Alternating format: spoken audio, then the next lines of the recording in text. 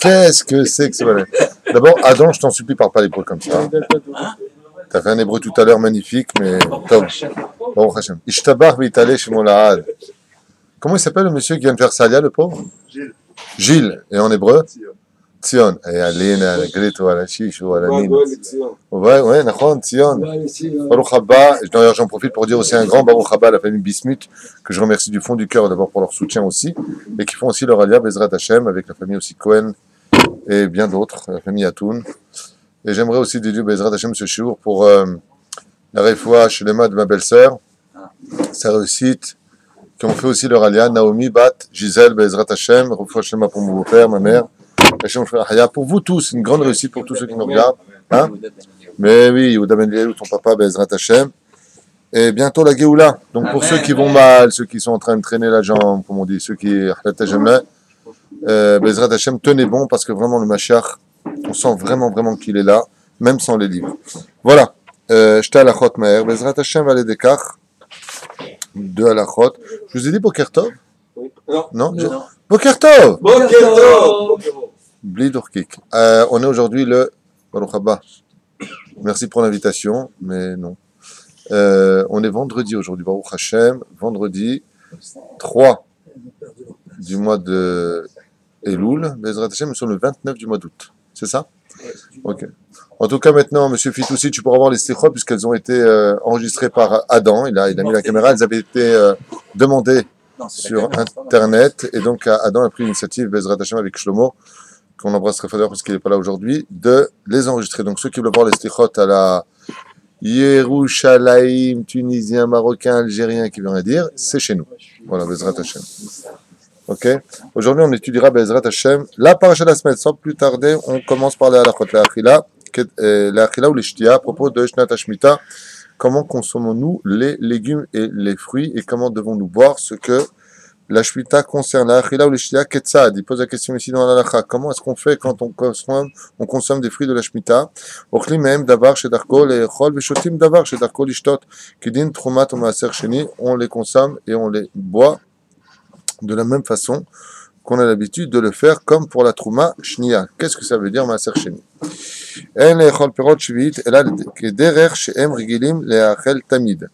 On ne mange des fruits de la Shnat Hashmita que comme dans la façon dont on a l'habitude de les manger seulement. Davar anechal chai. En ochlim oto mevushal. Et voilà ce que ça veut dire. Un aliment qui se mange cru, c'est-à-dire comme une pomme, tu n'as pas le droit de le prendre et de le faire cuire pendant la Shnat Hashmita. C'est-à-dire que un gâteau, la pomme déjà fait cuire non. Non. Dans ce cas-là, tu achètes d'une autre Chutz-Laretz. Okay. Ou alors Eter Mechira, éventuellement. Qu'est-ce qu'il a fait? Adam, il dit il a fait. Maître Capello a dit il a fait.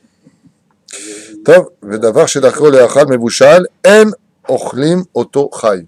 Est-ce qu'on a l'habitude, comme kedarko, ce qu'on a l'habitude de faire cuire, on évitera de le consommer tel quel, cru, c'est-à-dire normal, sans le faire cuire. Au perot ameyuchadim le machal adam, et les fruits qui sont spécialement donc en général consommés par les hommes, en machilim otam le behema le chayav et la off. Par exemple, tu prends une pomme, tu pourras aller de la pomme, on les mange. Les chevaux aussi mangent des pommes ou des chamorim, tu peux pas la donner à un chamor. Okay? Alcha behema mais elea tachat atena ve'achla, comme par exemple il dit, là il est parti maintenant sous un arbre de teena. Figue, merci pour votre réponse. En echavim oto l'arzera. On n'est pas obligé de lui faire vomir, en d'autres termes, sa figue, chez Neymar, comme c'est marqué. Belivhem techa velachaya asher be'artzecha tiye kol tevuata le'echol, puisque elles, si elles vont d'elles-mêmes, elles peuvent tout à fait, Bezrat Hashem, les consommer. En kotfim. Rien que le changement ou le bichou. Par exemple. Changement et bichou, les deux. Tu vas manger une glace qui était faite d'un fruit. Non, zomoutar. Okay.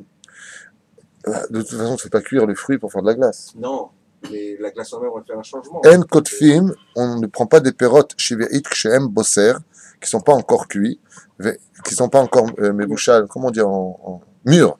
Voilà. Ve'enam ruim la'achila, chez Neymar, dans Vaikra, ti'ekol tevuata le'echol. Il faut que ce soit consommable J'ai une poussière qui est rentrée dans l'œil, je suis désolé. Ena nechelet ad sheta'aseh tevoa. Seulement quand elle est cuite, on pourra, Bezrat Hashem, est digne d'être prise, la consommer. Voilà, on s'arrêtera là, Bezrat Hashem, pour la halachot. Morenu verabbenu ateret roshenu v'tifartenu. Rabbi Nachman ben Fega, qu'est-ce qu'il nous dit ce matin? Puisqu'on est arrivé au Shahar HaEmet. On est dans la porte du Emet. Et il nous dit comme cela. Muta, slicha. Kat shekarim ena mekablim pene shechina. Les gens qui passent leur temps à mentir ne verront jamais la face de la shechina. Les menteurs, les gens qui ont pris un ergel. Alors, qu'est-ce que ça veut dire, ceux qui ont pris un ergel? Ergel veut dire en hébreu, j'entends déjà mon épouse me dire, traduis. C'est quoi ergel? Alors, ceux qui ont l'habitude, tout simplement, de mentir, les gens qui sont menteurs, ou de par leur métier, ou de par leur coutume de tout le temps rajouter, de tout le temps mentir, de trafiquer leurs mots, ce sont des gens qui ne verront jamais la Shekhinah d'Irabenu. C'est aussi marqué dans la Gemara, de Chagav, Kat Shekranim, Masechet, Psachim. לא משנה. שער אלה לצדיקה לסוגיה, ça on l'a fait. Quand la mosif goréa, comme c'est marqué, tout celui qui rajoute des choses ne fait que détruire la vérité. Alors de quoi est-ce que l'on parle? Imaginez par exemple que nous sommes en train de dire tu crois qu'il y a Minan dans une bête à Knesset? Oh, il y a plus que ça encore. Tu viens, tu rentres dedans, il y avait 9 personnes. Et on ne vient jamais rajouter des choses. Comme par exemple, tu viens conter une histoire, les Shem Shamaim, avec une toilette. Tu n'as pas besoin de raconter l'histoire. D'accord? Si tu rajoutes quoi que ce soit de ce qui a été dit, il te dit Rabbeinu ici, Goréa. Il n'y a pas que lui qui le dit aussi, derrière Chagav, le Zohar le dit. D'où est-ce qu'on apprend ça? Oui, mais d'où est-ce qu'on apprend ça? Alors toi, tu parles des 613 mitzvot. On avait vu que 613 mitzvot, c'est ce que Dieu demande. Si tu retires une, ça fait t'arrives, il y aura des disputes dans le peuple d'Israël si tu retires une seule mitzvah de la Torah, et si tu rajoutes, c'est marqué Tered, puisque Tariag, tu rajoutes, ça devient Dalet, tu enlèves, ça devient bête. 1 plus 1 de moins. C'est où tu auras des disputes, ou tu feras descendre la Torah dans les profondeurs. Alors, allez, non, c'est pas là-bas qu'on apprend. D'où est-ce qu'on apprend, historiquement parlant, qu'à cause d'une phrase qui a été, un mot qui a été rajouté, jusqu'à aujourd'hui, on morfle tous les problèmes que l'on a. Non, bonne réponse, Moshe, t'as bien fait de venir. De Chava, qu'est-ce qu'elle a rajouté Chava? Chava, c'est Ève. Le Bidjouk, Adam Hershon, il a répété ce que Dieu a dit, il lui a dit, voilà, tu pourras manger de tous les fruits, seulement cet arbre-là, l'arbre de la connaissance du bien, il ne faut pas le toucher, il ne faut pas le manger. Et qu'est-ce qu'elle a fait? Elle a dit, il ne faut pas le manger, il ne faut pas le toucher. Du fait qu'elle ait rajouté quelque chose qu'on ne lui a pas demandé, le serpent, il a attrapé par ce rajout, par ce mensonge qu'elle a rajouté, qu'on ne lui a pas demandé. À cause de cela, qu'est-ce qu'il a fait le serpent? Il n'a pas fait manger directement le fruit. Il l'a poussé contre l'arbre, et elle-même s'est pris au mot, et elle a touché. Le résultat, il lui a dit, tu vois, tu l'as touché, t'es pas morte. D'où il a sorti ça, lui? D'elle. Regardez, Adam, il lui a jamais dit, faut pas toucher. Il lui a dit de ce qu'elle a rajouté dans sa vie. Adam, tout ça, c'est ta faute. De ce qu'elle a rajouté avec sa bouche, faut pas toucher. Elle s'est elle-même fait avoir. Et de là, le serpent, il a aussi dû faire manger. Et de là, tout ce que vous savez, bien entendu, même si c'est des métaphores, tout cela, à un certain degré. Voilà. Et il dit pour finir, elle dit Sheker Baim Ir Avoda Zara, par le biais du mensonge, eh bien on finira automatiquement par faire de la Avoda Zara. Sur l'Avoda Zara de l'argent, l'Avoda Zara des femmes, tout ça c'est l'Avoda Zara. Celui qui ne peut pas se passer d'une chose qui n'a pas de conséquences spirituelles, ça s'appelle de nos jours Avoda Zara, qui signifie en français travail étranger. L'opachot de l'Eter. Parashat Shavua, on a dit qu'on continuerait le rabbi, mais si je fais le rabbi, je ne pourrais pas m'étendre un peu sur la paracha. Alors ce que je propose, nous sommes dans la paracha de Shoftim Veshotrim. Alors, qu'est-ce qu'il nous dit dans Shoftim Veshotrim? Qu'est-ce qu'il nous dit ici? Voilà. Une paracha très riche en mitzvot, de Rechagav.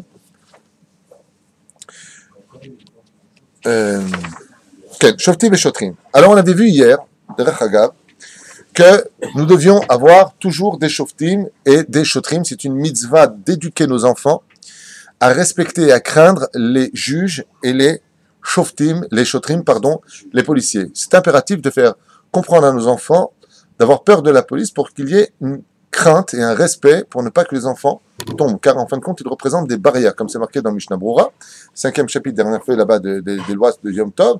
On avait l'habitude d'envoyer des shotrim et des shoftim pour juger la situation, pour séparer les hommes des femmes qui mangeaient ensemble dans les champs pour les shalosh regalim. Comme ça, nous dit là-bas, il nous rappelle le Mishnah Brura. Titen lecha bechol shar. Titen lecha, on a expliqué hier, titen lecha, on a expliqué qu'on parle de la personne d'abord pour elle-même, avant de juger les autres et de dire aux autres de le faire en pratique. D'abord, tu le feras pour Asher Hashem le kecha noten lecha leshivatecha veshavtu et ha'am mishpat tzedek. Ce qui est curieux ici, c'est que le roi Salomon, en écrivant son livre de Michelet, dans le 6e chapitre, 7e verset, il a marqué là-bas, lech enemala atzel vechakem hein? Rae darka vechakam. Regarde le chemin de la Nemala, ouais, et apprends d'elle comment devenir intelligent. Alors, la fourmi n'est pas prêteuse, dirait Adam. C'est pas ce que je veux dire. La fourmi, elle a une particularité. D'abord, c'est vrai qu'il y a des fourmis tueuses. Ce sont des animaux très spéciaux, les fourmis, qui ont une hiérarchie incroyable. Mais ce qu'elles ont d'exceptionnel, les fourmis, c'est qu'il n'y a pas ni de juge, ni de policier. Dans toutes les hiérarchies, il y a toujours, par exemple, le lion tunisien, plein de poils comme ça. Le lion. Il y a une hiérarchie, c'est le taulier, celui qui impose, et tu as la lionne, donc principale, qui est, en fin de compte, la gouvernante des autres. Il y a une hiérarchie. Dans les fourmis, il y a juste la reine-mère, c'est tout, celle qui pond des œufs. Elle n'est là que pour pondre, on n'écoute pas, on n'a pas à écouter ce qu'elle dit, on la protège, il y a des gardes autour d'elle, je ne dis pas qu'il n'y a pas. Hein, j'ai étudié National Geographic, je sais de quoi je parle. Mais c'est pas suffisant par rapport à la Gemara qui nous dit qu'elles ont une hiérarchie intérieure. Et c'est quoi leur force? Shotim et shotrim. Ah. Parce que regardez bien ce qui a marqué après, j'avance un petit peu pour mieux comprendre ce qu'on va dire. Le verset qui suit, c'est quoi? Lot et mishpat velot akir panim. Donc, tu ne viendras pas plus vers l'un que vers l'autre, et tu ne viendras pas regarder à Kavana le visage, prendre en pitché plus l'un que l'autre. L'otikar shochad, tu ne prendras pas de dessous de table, qui a shochad yaver ene chachamim, car l'argent peut en venir à aveugler même ceux qui sont dans la Torah. Où ça lève d'ivrei tzadikim, chesed shalom, on en viendrait à éloigner de nous la parole des sages. Tzedek tzedek tirdof leman tirchie. Et on te demandera tzedek tzedek tirdof. Pourquoi le mot deux fois tzedek tzedek tirdof? C'est intéressant, c'est ce qu'on va voir maintenant. Tzedek, tzedek, tirdof. Deux fois le mot justice. Justice, tu poursuivras. Alors maintenant que vous avez compris ça, puisque ça fait partie de ce qu'a voulu nous enseigner le roi Salomon dans Michelet, c'est que la fourmi, elle a deux choses à nous apprendre. La Gemara nous dit, la première, c'est qu'elle ne s'arrête jamais. C'est une bosseuse comme on n'a jamais vu. Elle prévoit tout. Pour l'hiver, elle met une tonne de côté, et ainsi de suite. Est-ce que ça correspond réellement à notre justice à nous? Vous savez qu'il y a une marloquette à savoir, est-ce qu'un juif, il doit mettre de l'argent de côté ou pas dans sa vie? C'est une grande marloquette. Il y en a qui disent, c'est que lui qui fait ça, il est chacham. Pourquoi? Mets un peu de côté, dépense pas tout. Dans le cas où il y a un truc, compassion miracle sur ton oseille. Et il y en a qui disent, ouvertement, bravo de le dire, donc en stéréo, tous les deux. Alors, en tritéo, tu veux une sucette? J'ai dit moi aussi, il m'a dit. Je te barre chez mon lad. La reine, ce chiot n'aurait jamais l'ampleur que ça devrait avoir s'il n'y avait pas Adam. Je vous le dis. Que Dieu bénisse ta famille, Bémet. Azim Ken, où est-ce que j'en étais? Tu m'as tué, arrête de parler. Alors nous disions. Hein, qu'est-ce qu'il dit? Ouais, il met de côté. Où il a mis? Il met de côté de l'argent? Où il a mis de côté? Où est l'argent? Alors, il a mis de côté de l'argent, il y en a qui disent Elo Emouna, Matasa Minatsad, celui qui mange aujourd'hui et qui dit que mangerai-je demain, fait partie des gens qu'on peut démouna. Donc, on voit que la fourmi ici a un problème. Seulement, voilà, la Gemara nous raconte, je crois que c'est Rabbi Hanan Mendoza, si je m'abuse. Qu'est-ce qu'il a fait? Il s'est rendu compte qu'il y avait une fourmi qui avait un grain de riz. Il a fait un siman, parce que la fourmi peut élever jusqu'à, je crois, 18 fois son poids. Donc, il a fait un siman sur ce grain de riz. Et quand la fourmi est partie, où est-ce qu'elle devait partir? Bizarrement, elle a chuté, et le grain de riz est resté sur place. La Gemara nous raconte, si je me souviens, c'est Rabbi Hanan Mendoza, si je ne me trompe pas, d'accord? Que Rabbi Hanan Mendoza est resté à observer la scène, et il s'est rendu compte sur ces milliers de fourmis qui passaient à côté de ce grain de riz, personne ne le touchait. Pourquoi? Grâce à Maseret National Geography, parce qu'ils, en fin de compte, ils ont une substance comme ça, une empreinte chimique. Une empreinte chimique, c'est exactement ça. Bravo, Adam, t'as bien fait de parler. Une empreinte chimique qui se ressent, et toutes les fourmis, c'est un truc de fou, elles vont chercher des feuilles, elles vont chercher des grains de riz, ouais, et elles les amènent, il n'y en a pas une qui touche. Donc la fourmi n'est pas voleuse. Pourtant, c'est l'animal que Dieu a créé, la plus voleuse de tous les animaux de la terre, même si on sait que le poisson est le number one, c'est l'empereur, mais le roi des voleurs, Dafka, c'est la fourmi. Pourquoi? Parce qu'elle prend des autres. D'où elle prend? La voix. Chazak ou Barour. Ah mais ce grain de riz, il vient d'où? Pas de chez eux, tu vois pas les fourmis, ils commencent à planter du riz. Ils viennent chez les hommes, ils rentrent dans les territoires des hommes, et ils volent la nourriture. La reine Katouf Po, Tzedek. Tilmad et Tzedek Arishon, la fourmi n'est pas voleuse. Elle touche pas le grain de riz de l'autre. Aval Tzedek, Tirdof. Reviens vérifier aussi d'où est-ce qu'il vient ce riz. La reine Tilmad, c'est Davarishon. Premier exemple. Deuxième exemple, j'ai entendu hier du Rav Shraga. J'ai beaucoup aimé son. C'est pas de moi, c'est de lui, bien sûr. Enfin, tout ce que je dis n'est pas de moi. Hein. Ne croyez pas que je sois un Gaon Chaz Veshalom. Tout ce que je ne fais que transmettre une Torah qui est déjà prescrite. La deuxième explication, c'est celle du voleur. Mazet Tzedek Tzedek Tirdov, Shoftim Veshotrim. Les Chachamim, ils disent, la Torah, elle te demande de faire extrêmement attention dans ton jugement. Monsieur, pourquoi avez-vous volé ce morceau de pain chez ce boulanger? Réponse du voleur, ben, j'avais faim. Est-ce que ça justifie? Dans la chrétienté, les évangiles écrivent chez eux, la faim justifie les moyens. Ouais, ben, la faim, je mange, non la saute. Robin Hood, je vole les riches pour donner aux pauvres. Drôle de philosophie. En tout cas, chez nous, chas vechalil avecha, c'est exactement le contraire. On ne construira jamais une mitzvah sur une base d'avera. Chas vechalom. Alors ça veut dire quoi, tzedek tzedek tirdov? La Torah vient nous dire ici que lui, il est volé. Zahassour, il doit être puni pour ça. Donc il remboursera son morceau de pain, il fera ce qu'il a à faire. Ça, c'est le premier tzedek. Et le deuxième tzedek, c'est quoi, d'après vous? De lui donner à lui à manger. Traduit. Bah, Je crois que c'est lui donner à lui à manger. C'est-à-dire le peuple l'avait volé pour une raison, c'est comme il faisait David Amelech. Il jugeait. On a dit ça hier. Alors lui, il dit, le juge, il passe par derrière, après, il lui donne l'argent pour qu'il rembourse. C'est pas de ça que je parle. Ça veut dire quoi? Tzedek tirdov. Il y a une question de justice. Là, on ne demande pas de faire une tova de chesed, de passer par la gnout chassadim, de l'exemple que tu donnes, qu'on a cité hier.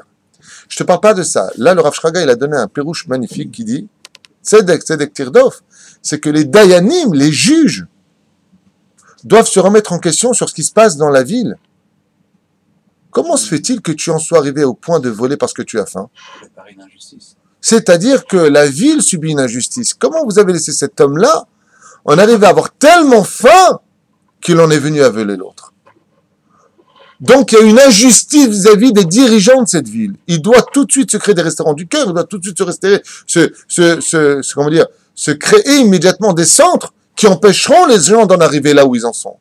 Alors attention, c'est pas Chas Veshalom, comme cette imbécilité d'esprit de justifier qu'ils viennent en brûler 10 000 ou 15 000 voitures en France parce que messieurs ne sont pas contents. C'est du vandalisme, c'est de la jalousie, on ne parle pas de ces racailles, on ne parle pas de ça.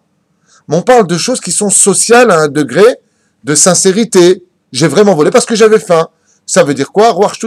J'ai un Yetzer Hara, j'ai pas pu me retenir. Donc on aurait dû créer pour cela ce qu'il fallait faire comme dans ce kollel.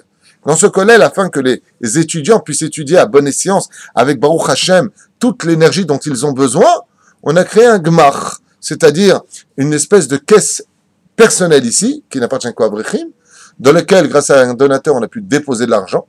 Et quand une personne vient étudier la Torah, tzedek tirdov, moi j'exige de lui qu'il soit bon dans les résultats, qu'il vienne à l'heure, ça c'est ma première justice. Le deuxième tzedek, c'est quoi? Mais est-ce que tu as tout fait pour qu'ils viennent étudier avec tout leur potentiel? Est-ce que dans le cas où le mec, il doit payer ses 600 shekels d'électricité, il n'a pas de quoi payer, comment tu veux qu'il vienne étudier la Torah avec sa femme et ses enfants dans le noir si on lui coupe l'électricité? Zeh tzedek hasheni. Comment tu peux laisser une personne dans la ville, c'est-à-dire que le voleur qui a été arrêté, Dieu te dit, hey, tzedek tirdov. Il faut aussi faire en sorte que le peuple d'Israël n'en arrive pas à cette situation d'en arriver chas v'shom ni à voler, ni à. C'est-à-dire retirer toutes les possibilités afin d'accomplir le verset l'ifne iver lotiten mirshol.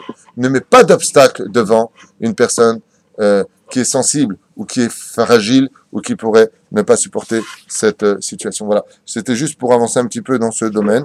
Là, on peut dire aussi un tzedek, c'est dire ce que je dis aux autres, je ne le fais pas. Le tzedek, ça veut dire tu dis une chose.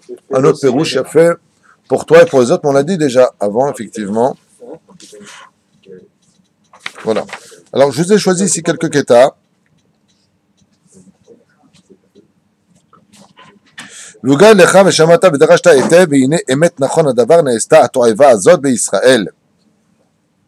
À partir du moment où la Torah nous dit ici qu'un péché est fait en Israël, écoutez bien ce qui est marqué dans la Torah, c'est un guide de vie. La Torah est un processus qui, Baruch Hashem, chaque fois qu'il fut mis en application, comme à l'époque du roi Salomon ou du roi David, la vie était belle, aussi bien pour les Juifs que les nations du monde. Et on nous dit comme ça, tu sortiras cet homme et cette femme qui ont commis un acte répudiant, chas v'shalom, el sharecha el aish, et aisha, uskaltem ba'avanim ba'metu. Et donc, tu les prendras et tu les lapideras. Alors, c'est quand même un terme un petit peu barbare, en 2014 de l'ère vulgaire, de sortir tout le monde et de les lapider.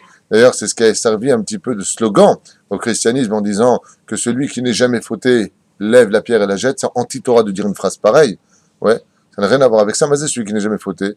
À partir du moment où, dans la hiérarchie de la Torah, tu as deux témoins qui t'ont vu, qui t'ont mis en garde et que tu continues la faute, même ceux qui ont fauté, mais qui n'ont été vus qu'à par un seul témoin dans la Torah, une Torah qui vient des cieux, une fois de plus, c'est bien, cette personne-là doit être lapidée. Ceci étant dit, on a rarement vu dans l'histoire des Juifs être lapidés ou des Juifs lapider d'autres personnes. Le seul lapide qu'on ait, c'est celui qui est au gouvernement. À part ça, on n'a jamais lapidé, on n'a pas de souvenir de ça, si ce n'est peut-être que Tselophrad. Et encore avec Tselophrad, on a juste un petit problème, puisqu'on le retrouvera à l'époque d'Eliyahu Hanavi, puisque c'est lui qui allumera, on avait vu ensemble, tu te rappelles, le Corban, qui était caché en dessous, qui a voulu allumer le Corban, qui s'est fait piquer par le serpent. Donc, même jusque-là. Mais on vient nous dire ici, n'oublie pas un détail, quand un fruit est pourri dans la société, il faut le retirer. La Torah vient nous enseigner ici quelque chose de fondamental. Alors souvent, dans les yeshivot, j'ai parlé récemment avec quelqu'un qui me disait oui, enfin moi je trouve pas du tout ça normal, qu'on laisse pas la chance à nos enfants, à yeshiva. Le mec, il rentre son fils à la yeshiva, l'équipe dans laquelle il rentre, elle est super bonne, il vient avec des films, il parle que de trucs, bon, c'est rien de méchant, que de cinéma, machin. Mais il rentre son fils dans une yeshiva shrora, le fils, il lui dit non, il est pas matim, il est pas pour entrer dans cette yeshiva. Le père s'énerve, je comprends pas, on laisse pas la chance, non, mets-le dans une yeshiva spécialisée pour lui. Pour les débutants, pour les Chosrim B'Tshuva. C'est ce qu'il nous dit ici. Le peuple d'Israël, Bezrat Hashem, se devra de faire attention, de retirer, ou de prendre de côté en tout cas, et de jeter des pierres. Alors, de quelle pierre est-ce qu'on parle? La Gemara nous parle de cela. Elle fait une petite allusion à propos des Tzidukim. À l'époque de Sukkot, il y avait donc les Tzidukim qui étaient une secte qui commençait à grandir à l'époque du Temple. Et il est marqué comme ça là-bas que bon, il a voulu manger la queue du keves, qu'on n'a pas le droit de manger, ainsi de suite, c'est une longue histoire dans la Gemara. Et qu'est-ce qu'ont fait les Bnei Israël? Ils ont pris des trogim, ils lui ont jeté. C'est Sukkot, c'est le dernier jour, ils ont pris des trogim, ils leur ont jeté. Alors, les trogim, vous savez, en général, c'est quelque chose dont on fait après du riba, ce qu'on fait de la confiture. C'est-à-dire qu'il y a une espèce de métikout, il y a une espèce de douceur dans les trogim. Ils n'ont pas pris des pierres, ils l'ont lancé. On te dit par là, en réalité, que de la Gemara, que quand quelqu'un se comporte mal, tu le sors du peuple d'Israël et tu jettes des pierres, mais pas comme on a les pierres telles qu'on le verrait ici, pour ça il faut un Sanhédrin, il faut vraiment un jugement bien fondé selon les lois de la Torah avec des gens compétents dans ce domaine, pas comme on le verrait, chas v'shalom, dans certaines nations. Vous voyez de quoi je parle? Ouais, elle a fait de l'adultère. Ah ouais, là. Le mec en train de jeter la pierre, c'est lui qui est parti avec. On parle pas de ça, non. On parle de gens sérieux, de gens qui sont, Baruch Hashem, conscients de l'importance de la vie. On est attaché à la vie, on aime la vie. De prendre la vie de quelqu'un, c'est une chose extrêmement grave, dont on n'a même pas notion. Donc, ici, les Chachamim nous disent, à propos de la Gemara, ils ont pris des trogim. Et qu'est-ce qu'ils ont lancé? Ils ont lancé la douceur de la Torah. En d'autres termes, quand quelqu'un est mauvais dans le peuple d'Israël, jette-lui des trogim à Kavana.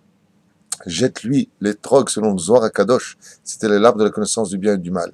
Jette-lui de la connaissance. Jette-lui de bonnes choses pour qu'il revienne, Bezrat Hashem, dans le peuple d'Israël. Ensuite, il y a marqué, Vechol ha'am ishme'u, ki tavo al haaretz asher Hashem Elokecha noten lach, virishta v'yashavta ba, ve'amarta asima alay melech, kechol hagoyim asher sevivotai.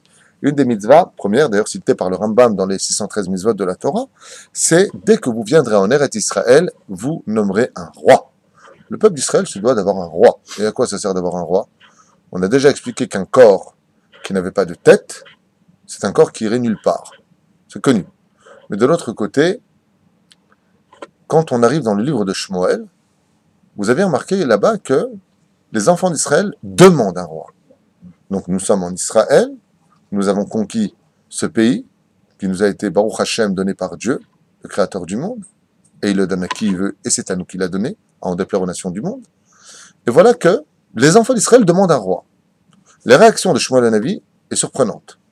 Shmuel Hanavi se met dans une grande colère. Ouais, vous voulez un roi, pourquoi faire? Vous avez déjà Dieu. Moi, si j'avais été eux, j'aurais dit, t'as pas étudié la Torah ou quoi? C'est marqué noir sur blanc. Qui t'avoue à la arrête, quand tu viendras maintenant en Israël, Baruch Haba, Asher Hashem Elokecha noten lach, dans le temps que je te donnerai, Ve'arashta ve'yashavtaba, que tu hériteras et que tu, Bezrat Hashem, conquériras, tu t'installeras dedans, Ve'amarta ve'asima alay melech, et tu diras, tu mettras sur toi un roi, donc on parle bien de sur toi, Kechol hagoyim asher sebivotai, tout comme les nations du monde qui t'entourent. D'accord, faire. Alors, première chose, il y a plusieurs explications à ça. J'aimerais, qu'est-ce que tu veux dire? C'est ça que c'est marqué comme Kol Hagoyim? Ok. Torah Bedvarim? Alay melech kechol hagoyim asher sebivotai. Parce que c'est leur demande d'être comme Kol Hagoyim, c'est ça le problème. Ah, il y a fait. Alors, effectivement, dans la nature d'Israël, il y a une mégama, puisque vous savez que la vraie source d'Israël, c'est qu'elle vient, si je peux me permettre de façon un petit peu allusionnée, mais le magma des nations du monde, c'est le peuple d'Israël. Dieu a pris ce qu'il y avait de plus dur dans les nations du monde, il a pris cette neshama qui s'appelle le peuple d'Israël. Donc, Kechol Hagoyim. Vous, les enfants d'Israël, vous aussi vous demanderez un roi. Le Rambam, par exemple, il dit pourquoi on fait des sacrifices dans Moreh Nevuchim. Il dit parce que comme on avait une tendance de faire Avodah Zarah comme les nations du monde, bon, au lieu de donner à une fausse adresse, donnez-la moi. Allez, d'accord? Le Rambam lui rentre dedans complètement, il lui dit comment tu peux dire une chose pareille? Adam Arishon, avant qu'il y ait l'Avodah Zarah sur terre, il faisait déjà des sacrifices. Bon, marque lequel qu'on avait déjà vu dans une paracha précédente. Quoi qu'il advienne, ici, il dit, alors pourquoi dans ce cas-là, il réfute? Il dit parce que justement, quand il dit, Alay Melech, Vasima Alay Melech, Kechol Hagoyim asher sevivotai, comme ceux qui m'entourent, il dit à Kadosh Baruch Hu, Shtabar Shemo Lahad. D'accord? Les nations du monde, on parle, bien sûr. C'est que Shmuel Hanavi, il a dit, Nachon, quand Dieu vous a donné la mitzvah de nommer un roi, c'était pour que ce roi-là soit sur votre tête, sur votre corps, pour vous diriger dans le chemin de la Torah. Et la preuve en est, regardez, ensuite, les lois, mais pas comme les goïms eux-mêmes. Comme tout à l'heure, j'entendais encore... il revenait sur Tzuketan, vous savez, la guerre, quoi. Après ces 50 jours, Noun, ces 50 jours de Teshuvah, Noun Share Teshuvah, Noun Share Bina, 50 jours de guerre que nous avons réussi à subir une injustice hors du commun des médias et des nations du monde. Eh bien, il disait que ceux qui dirigent l'armée d'Israël, ils disent jamais aux autres, allez-y. Par exemple, le Hamas, où ils étaient eux? Ils étaient au Qatar, dans des hôtels avec des gonzesses autour d'eux. Vous en êtes où là-bas? Envoyez. Donne-moi du vin, donne-moi ce qu'ils avaient à voir. Manicologie à de Francisco. En Israël, le premier qui avance dans le tunnel, c'est celui qui dirige. C'est suivez-moi. D'ailleurs, on dit en hébreu, Kadima. Okay? Achara et Kadima, après moi. C'est le premier, c'est celui qui prend les initiatives, qui va assumer sa parole. Il n'envoie pas des gens à la mort. Il va lui le premier. D'ailleurs, regardez, tous ceux qui sont morts chez nous, c'est tous dégradés. Il n'y a pas un touraille dedans. Il n'y a que des gradés. Touraille, ça veut dire des non gradés. C'est tous dégradés. D'accord? Alors il dit, pareil, le roi que je te donne, ça doit être l'homme le plus exemplaire, et la preuve en est. Dès que le roi Shaoul commet une erreur dans sa vie, vous savez que le roi Shaoul n'a commis qu'une seule avéra dans sa vie, c'est d'avoir laissé vivre le roi de Agag. Ouais. Qu'est-ce qui s'est passé le lendemain? Destitué de son titre de roi. Le roi doit être l'exemple du peuple d'Israël dans la Kedusha, dans l'humilité, dans la Torah, dans la connaissance, dans la sagesse et l'équité de la justice. Si ce n'est pas le cas, il n'est pas digne des rois d'Israël. Et regardez. Som tassim, je suis dans le mariage. Som tassim alecha melech, alecha maintenant melech, asher ifrar Hashem elokecha bo. De quel roi? On parle pas d'un roi des élections du peuple. Déjà on bifurque un petit peu. Dans les nations du monde, quand tu viens pour élire un dirigeant, qui c'est qui l'élit? Le peuple. Dans le peuple d'Israël, la première notion est différente. C'est Dieu lui-même qui choisit qui sera roi, par ses prophètes. Donc, petit 1, c'est pas nous qui choisissons notre roi, c'est Dieu qui le choisit pour nous. Pourquoi? Car le Télim 7, Pasuk Yud, nous dit, Dieu sonde le cœur et les reins de l'homme. Mikerev achecha tasim alecha melech, lo tuchal latet alecha ish nochri, et en aucun cas, chas v'shalom, un non-juif pourrait être à la tête des enfants d'Israël. Ma perush nochri, et Chachamim, ils disent à propos d'un verset qui dit comme ça, si je me souviens bien, Abaim me'eretz nochriya, rechoka, pardon, ceux qui viennent d'une terre lointaine des nations. Et les Chachamim, ils expliquent qui c'est ce personnage qui vient des terres lointaines des nations, Nochri qui veut dire des nations du monde, Goy, en d'autres termes non-juifs. Il dit ce sont les juifs assimilés.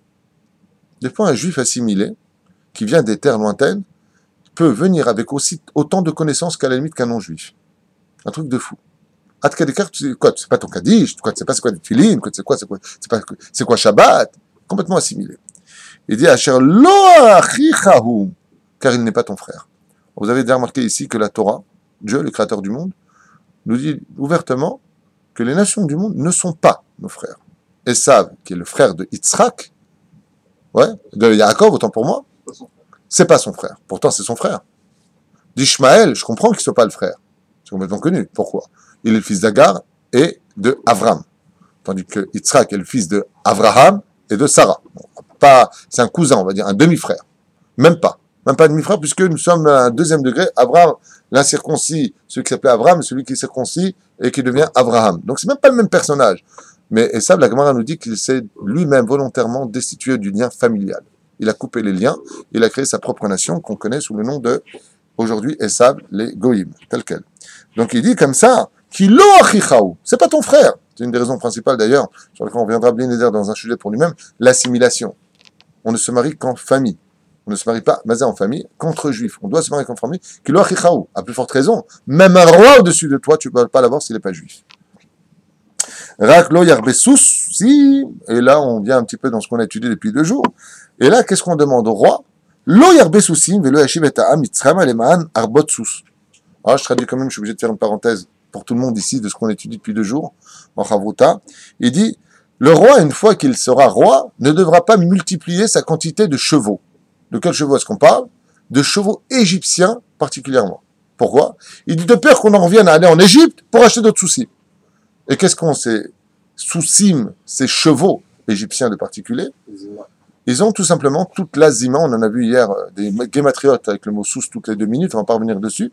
Juste une petite parenthèse, c'est que le sous, vous savez que le cheval est un animal duquel il est interdit de regarder cet animal marcher par derrière, car il a la forme des femmes, si vous me permettez, quand on regarde derrière. Le Chachamim, Al-Pi Alacham, nous dit on n'a pas le droit de chevaucher un cheval sans selle. Pourquoi? Parce qu'il a en lui une touma, une klipa, qui est spécialement reliée à la sexualité, à un tel point qu'on a lu hier dans le Zohar, que c'est l'animal le plus tamé dans la sexualité de toute la création du monde, plus que le singe. C'est quand même étonnant. Je pensais que c'était le singe, selon la nationalographie, c'était numéro 1. Non. La Torah nous dit que le cheval est l'animal particulièrement symbolique de la znout dans le judaïsme. Donc on a peur de la... Comme on l'avait lu à propos du roi Salomon, tu te rappelles? Si le roi Salomon, après, il est tombé amoureux des femmes des nations du monde. Et il a épousé qui? La fille de Pharaon. Et d'où est-ce que c'est venu? Alors, on a lu comme ça hier, il avait marqué, d'abord il a apporté des chevaux d'Égypte, et dans ses écuries, il a placé ses chevaux, et l'influence qui sortait des chevaux lui ont donné la ta'ava des femmes. C'est-à-dire qu'en d'autres termes, fais attention de ne pas importer d'Afka ces animaux-là, car toute la Toum'a d'Égypte se trouve dans les chevaux. Et c'est pour cela qu'il est marqué « Sous verorvo rama vayam » a expliqué que comment c'est possible que les Égyptiens, en poursuivant les Hébreux à la sortie d'Égypte, ont pu rentrer dans la mer, voyant un miracle incommensurable et inexplicable d'une mer qui s'ouvre en 12 ponts et passer derrière eux. Il faut être débile après les 10 plaies d'Égypte de faire une chose pareille, ça s'appelle un suicide.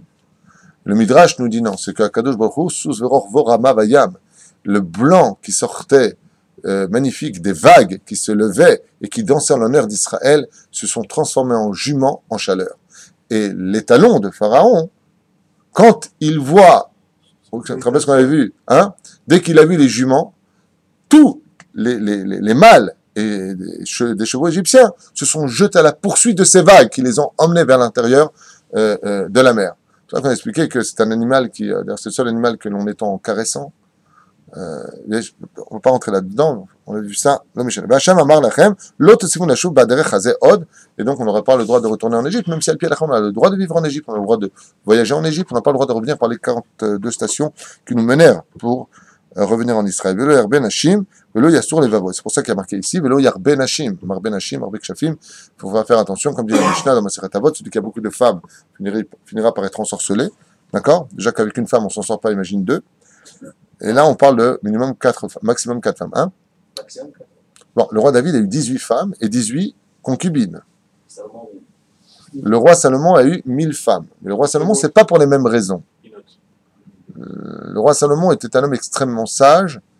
Et c'est vrai qu'il a été influencé par l'énergie négative qui se sortait comme ça des chevaux qui adhéraient à l'homme. D'ailleurs, on a même vu que Soussim, je crois, Sous c'était Gematria Izim. Il était puni 7 ans quand même, non? Il a été puni 7 ans par Hashmada. Tout ça. C'est marqué aussi que David Amelech l'a fait rentrer Gan Eden. C'est l'ancien Nédrin, il a l'Ochalek L'Olamaba, il y a l'Ochalek L'Olamaba, t'as tzodek. Ah bah, le roi Salomon, pourquoi il s'est marié avec 1000 femmes? Parce que vous savez que quand on marie un homme, dit la Gemara dans Yebamot, à la page 62 à Moudbet, n'est pas un homme tant qu'il n'est pas marié.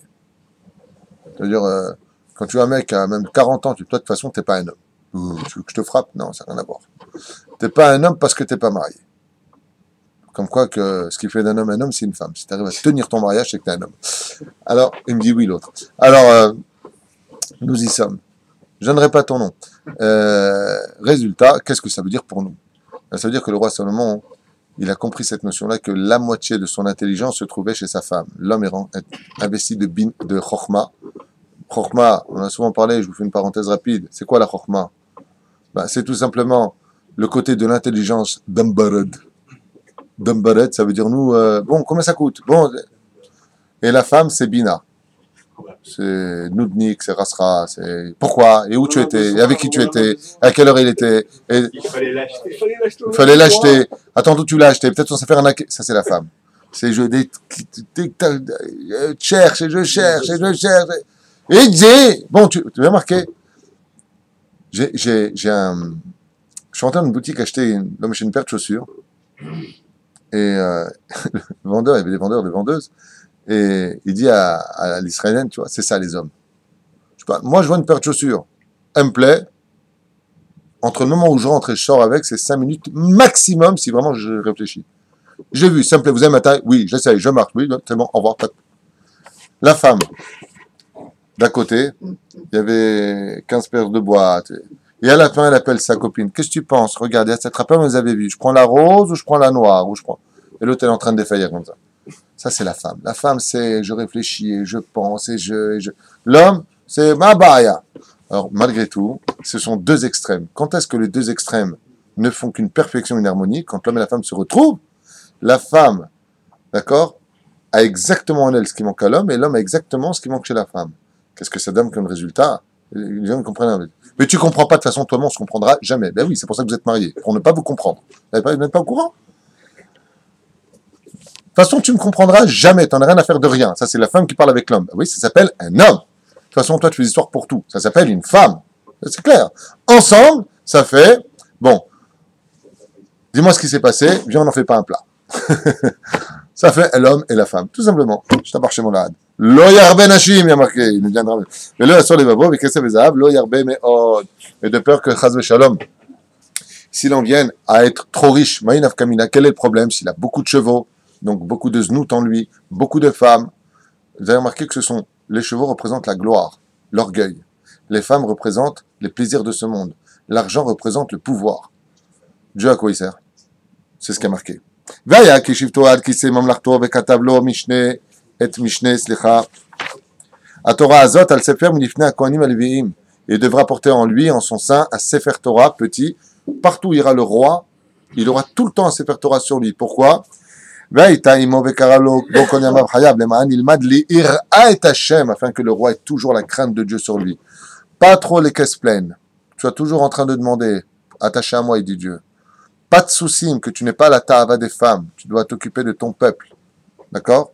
C'est toujours un plaisir d'être roi. Ouais? Comme disait Mel Brooks, c'est bon d'être roi. Azachen était misé. Bah oui. Tu as une femme, t'es roi, elle n'est pas mariée, tu la prends pour... Elle veut pas être la femme du roi. C'est bien. Mais t'es pas roi pour avoir les meilleures femmes du monde. T'es roi pour t'occuper des problèmes du peuple. Donc, lo yarbézé. Il dit,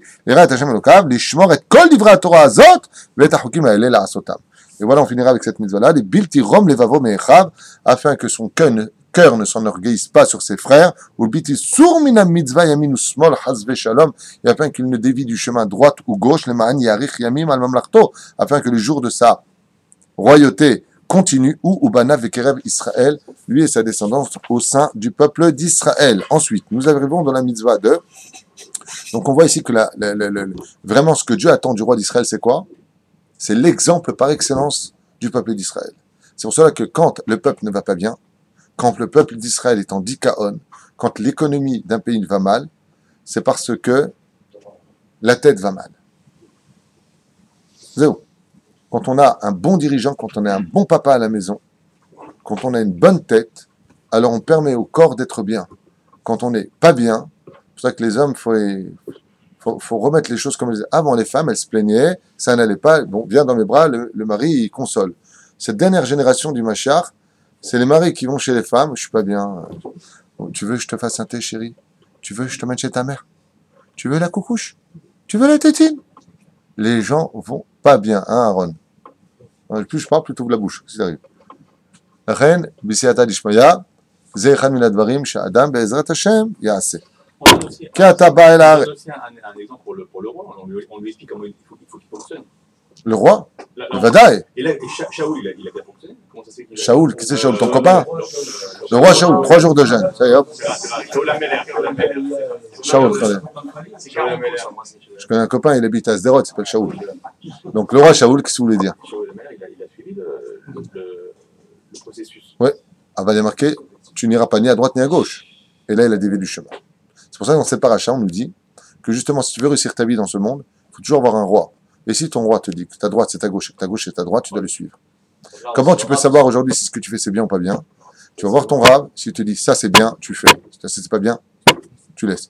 Et même si ton rave s'est trompé, les rabbinim c'est pas des dieux, hein? Même si c'est de sa faute, ça marchera. Pourquoi? À cause de Emunat Rachamim. Grâce à la mitzvah de celui qui a cru en la parole du Rav, cet ange qui a été créé par la Emouna donne de la réussite, même si le Rav s'est trompé au maximum, ce qui est rare quand même. Quoi qu'il advienne, quelle est la raison pour laquelle Akadosh Baruch Hu a-t-il renvoyé les nations du monde de cette terre? Avec quand nous sommes venus ici, il y avait donc 7 peuplades qui sont d'ailleurs citées. Alors quels sont d'abord, avant de donner la raison, les peuples, c'est juste marqué derrière, qui et il dit, il les avait cités, je ne me rappelle plus où. Quand ils sont tous là. Bon, on viendra dessus après, c'est pas grave. Il dit comme ça. Alors, quelles sont les raisons? Loïmatse, Aleph, Beno Bito Baesh. Qu'est-ce qu'il faisait? Il faisait ce qu'on appelle la molech.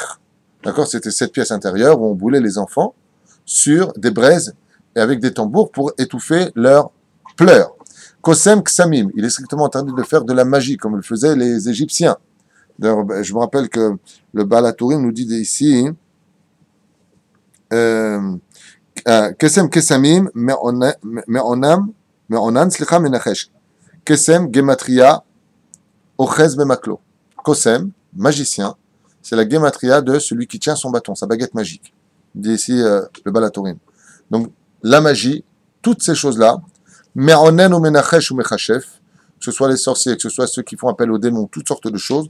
Vechover, Chaver, Veshoel, Ov, Ideonit, celui qui, Chaz Shalom, font appel aux morts, ils appellent les morts à venir, ou ceux qui jouent avec le verre, on en avait parlé, Vedoresh Elametim, et ceux qui parlent avec, vous savez, ils prennent Medium, en d'autres termes, ou ceux qui prennent un os et qui le mettent comme ça, ici, sous dit la Gemara, sous l'aisselle, ou sur le coude, ou ailleurs, je ne vais pas donner de nom, d'accord, et qui appelle les morts de cette façon-là, c'est comme ça qu'ils faisaient. Car c'est une abomination aux yeux de Dieu, tous ceux qui font ceci. Et là, je voudrais donner une réponse que beaucoup de gens se posent. Vous savez que le monde dans lequel on vit, on a parlé des milliers de fois, donc je pense que vous le savez, est appelé dans le Zohar Batsal. Batsal, ça s'appelle un oignon. Parce qu'il y a des couches, il y a 7 mondes. Dans les mondes dans lesquels nous vivons, Il y a des êtres qui existent. Il y a aussi ce qu'on appelle des démons. Et souvent, la question vient à dire, mais il est où Dieu? Quand par exemple, les gens font de la magie noire, ils s'appellent les démons. Les démons, ils font des choses dans les maisons, ils font peur, ils font... Mais je comprends pas, je suis religieux, mais Dieu ne me protège pas, il n'y a pas ceci, il n'y a pas cela. Regardez ce qui a marqué ici, la réponse, elle est là.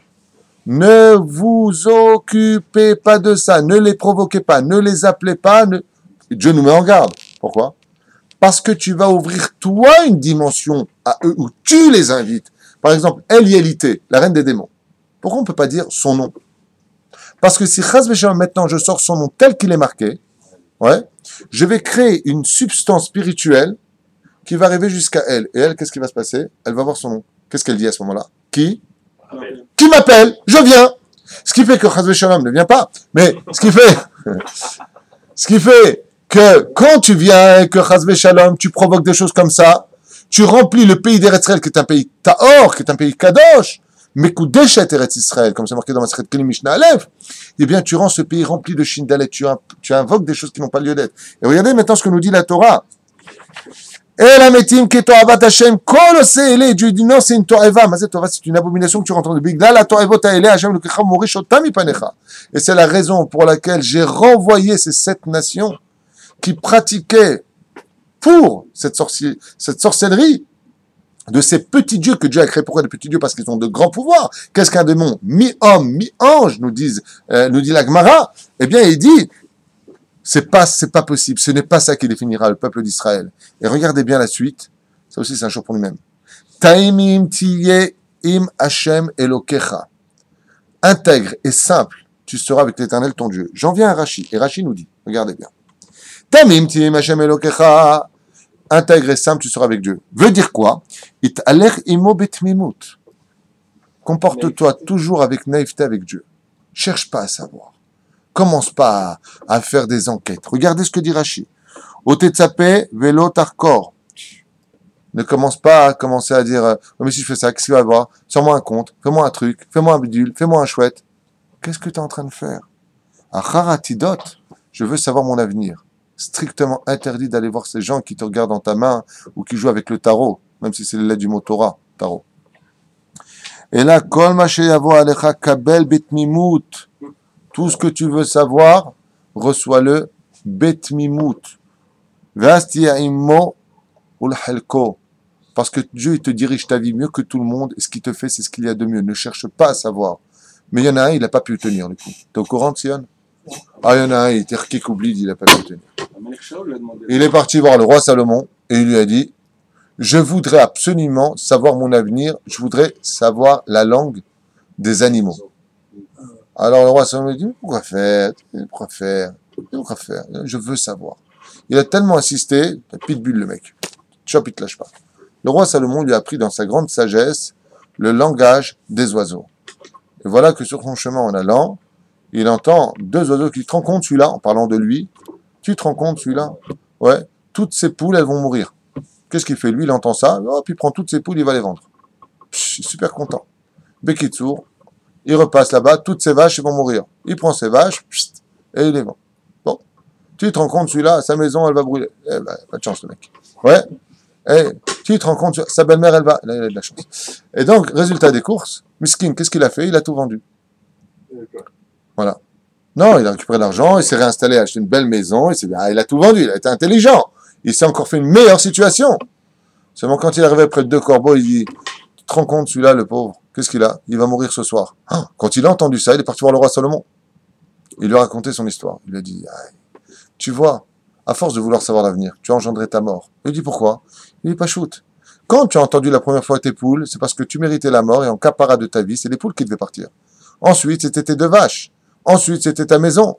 Mais comme tu as tout voulu récupérer, tu n'as pas permis de détruire ta matérialité, comme Dieu dit pour la fin des temps, vous serez tous condamnés à mort par vos péchés, chas v'shalom. Eh bien, si vous en arrivez à ce stade-là de péché, dans la haine des uns vis-à-vis des autres, de ne pas respecter le Shabbat, de vous habiller comme des chas v'shalom, des homosexuels, ou suivre la mode des nations du monde, ou faire des défilés comme chas v'shalom, on pourrait l'imaginer, si vous vous comportez comme les nations du monde, il dit Dieu, au lieu de prendre vos vies, je prendrai votre argent. Damim, damim. 100 contre 100. Argent pour argent. D'accord? Donc on voit ici quoi? On voit que s'il avait laissé faire Hachem, il a perdu Gamzol et Tova, comme disent nos grands-mères, kapara, kapara. Mieux vaut ça que ta vie. eh bien lui, à force de savoir l'avenir, il a pris toutes ses précautions tellement bien qu'il n'y avait plus rien à prendre, et Dieu donc a pris sa vie. Le pachot, velo yoter. Zayn, on avance. Pourquoi Kadosh Baruch Hu ouvre cette ouverture de possibilité de descendre des âmes, d'avoir pourquoi il a laissé ça ouvert? C'est-à-dire Pourquoi il a laissé la possibilité aux hommes de comprendre des choses qui sont là? C'est-à-dire pourquoi il a laissé à des gens de excellente question, il a raison. Ça me rappelle pourquoi Dieu a laissé l'arbre de la connaissance du bien et du mal au milieu. Si vous voulez pas qu'il le mange, avec l'enlever. Tout simplement parce que l'arbre de la connaissance du bien et du mal devait être consommé seulement, pas au moment où il lui a dit.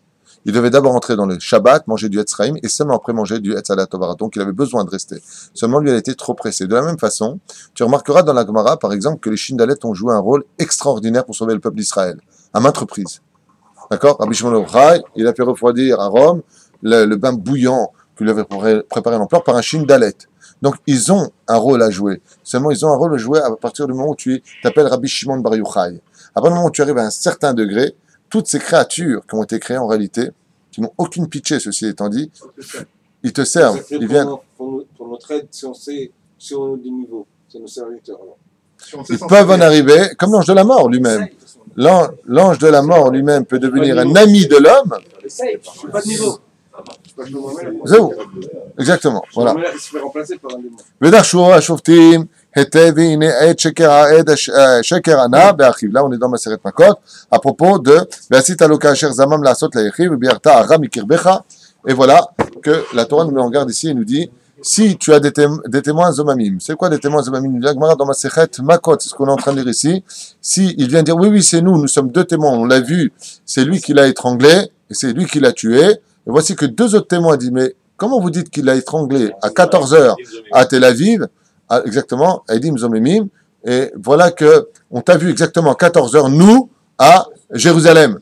Donc tu es en train de mentir. La Torah nous dit, et c'est halakha, on a vu d'ailleurs dans la Gemara, la Torah nous dit ce que eux ont voulu faire aux soi-disant accusés, c'est ce qu'on leur fera subir eux-mêmes. C'est pour ça que Béhémet, il est très important de vraiment l'arcor. Et regardez la différence entre la Torah et aujourd'hui, comment ça se passe dans les palais de justice.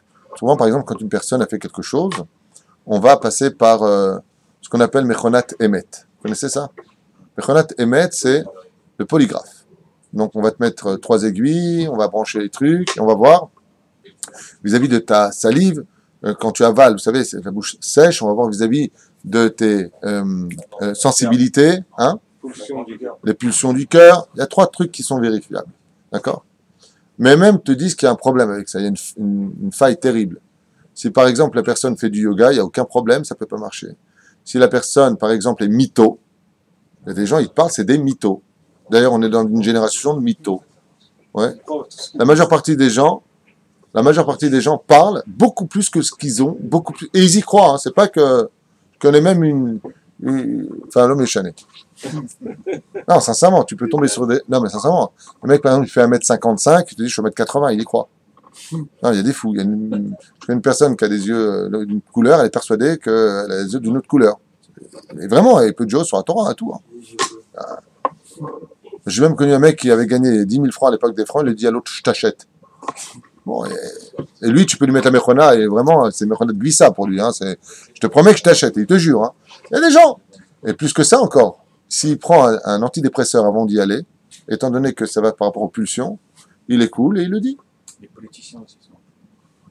Dans la Torah, ça ne peut pas marcher comme ça. Il faut vraiment des témoins extérieurs, comme on en a parlé hier. Parenthèse. Mi ha'ish asher bana bait chadash velo chanacho yeler veyashov lebeto pen yamut bamilchama veish acher yanchenu ומי אשר נטע כרם ולא יכללו ילך וישוב לביתו פן ימות האיש פן ימות במלחמה ואיש אחר יחללנו. Celui qui se marie pendant la première année, si il s'est marié Baruch Hashem et que Baruch Hashem il est rentré dans sa nouvelle maison avec son épouse, velo chanacho yeler veyashov lebeto, Chaz Hashem il va pas en guerre de peur qu'il en vienne à mourir et qu'un autre homme lui prenne ce qu'il a construit. Le Zohar HaKadosh dit qu'il n'y a pas une souffrance plus grande au monde que celle-ci.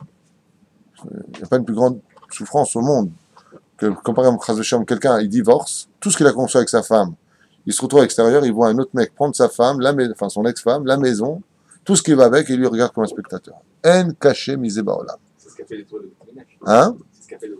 On en avait parlé. Oumia Ishacher, attends 2 secondes. Et de là, on apprend que la première année de mariage est la plus importante. C'est pour ça que les parents ne doivent rien exiger des mariés. Ils sont là. Vous faire Shabbat chez nous, vous venez. Mais n'imposez rien. Le couple doit se construire à un tel point que la Torah nous dit, s'il a planté sa vigne, s'il a planté l'osaz de peur qu'il en meure et que Chaz Shalom, une autre personne vient lui prendre. V'amrou Mia Isharet va, à propos toujours de la guerre, à la fin pour finir ici, V'amrou Mia Ish Ayare Verach Alevav, de là, la halakha est sortie, à propos du Rambam, que tout celui qui a une faute dans le cœur n'a pas le droit de faire l'armée, puisque c'est marqué ici. V'amrou Mia Ish Ayare Verach Alevav, donc la personne, en d'autres termes, a peur. Il dit ici, Rabbi Akiva Omer, Kemashmao Sheno Yachol La'amod Bekishra Milchama Lirot Cherev Shilufa, comme par exemple, il aurait un cœur trop fragile de voir une épée sortir. Ouais, il a peur. Rabbi Yehuda à Galilée, Rabbi aussi, pardon, à Galilée Omer, Ayare Me'averot Shebeado. Et de quoi est-ce qu'on parle? Rabbi à Galilée, il donne une autre explication, il dit bien, celui qui a des fautes dans sa main, Lo Ale Velo Alechem, il dit comme ça, Ulkar Tlata Lo Torah Larzor Al Ba'id Bakerem. Et lui, on lui dit, si tu as des fautes dans tes mains, ne va pas à l'armée, retourne chez toi et va t'occuper de ta vigne. Veisha lechasot al achozrim bishvil averot shebeyadam shelu yavinu. Shem ba'ale averot ve'ora'u choser ve'omer shema bana ba'it kerem v'choude v'choude. Moi, il apporte une explication à propos du mariage, que Bémet, comme ça, il reviendrait chez lui rejoindre sa femme. Aval, dans les lois de la guerre, on expliquait là-bas que une personne qui chaz v'shem lo alen v'lo aurait des fautes sur lui en allant à la guerre, c'est une forme de suicide, car la faute sur le chemin accuse cette personne et fait un kitrouk sur lui et met sa vie en danger, car ce n'est pas le serpent qui tue, c'est la faute qui est en nous qui donne au venin du serpent la possibilité de nous tuer. De la même façon, ce n'est pas nos ennemis qui nous tuent, c'est les fautes que l'on a fait qui peuvent provoquer. Alors le pauvre, celui-là, il est mort, il a fait une faute. Non, mais n'oubliez pas qu'on est tous responsables des uns et des autres, et n'oublions surtout jamais que Dieu prend toujours les meilleurs. Voilà, comme on l'a vu pour nos soldats qui nous ont quittés. Bien même avant les 20 ans, ils ne pouvaient même pas être jugés dans les cieux, ils sont partis. Et justement, pourquoi? Parce qu'ils n'avaient pas de faute. Ils sont partis comme capara pour nous, et c'est pour cela qu'on n'a pas le droit de les oublier. Et la raison pour laquelle aussi, avec votre permission, on leur dédiera ce shiur. Il est 9h04. Chez la Shabbat, Shalom Vorach. Je voulais continuer avec autre chose. רבי יחנן מלך השמר עשה הקדוש ברוך הוא לזכות את יצחק לפיכך הרבה להם תרמוזות שנאמר אדוני חפש מצית כל גיל תורה ויאדיר